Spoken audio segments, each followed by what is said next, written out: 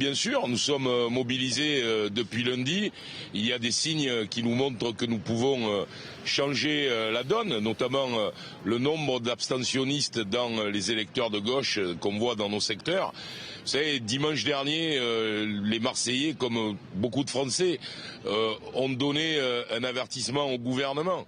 Il faut que dimanche prochain, ils pensent à leur municipalité.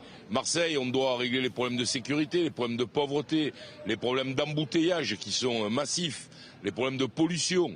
Et ce n'est pas avec Jean-Claude Gaudin qu'on pourra le faire, parce que ça fait 19 ans qu'au contraire, la situation s'est dégradée avec lui. Vous avez menacé de quitter le Parti socialiste si Jean-Noël Guérini, président du Conseil général socialiste des Bouches-du-Rhône, n'était pas exclu du parti. Pourquoi cette menace à 2 jours du second tour ?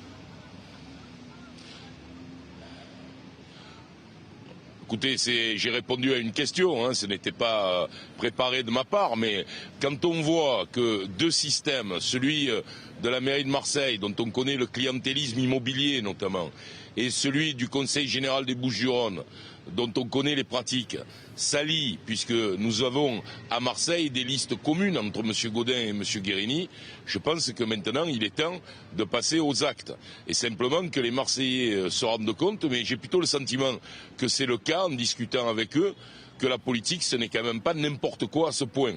Et qu'il faut dimanche penser à soi, penser à sa famille, penser à ses enfants, à ce que fait la municipalité pour votre vie quotidienne, pour les questions de sécurité, pour les questions de propreté. Voilà, c'est ça qu'il faut faire, alors qu'on est en train de nous jouer une pièce, une mauvaise pièce, un mauvais roman, où M. Gaudin et Guérini se soutiennent l'un l'autre comme 2 serre-livres qui soutiendraient un système ébranlé.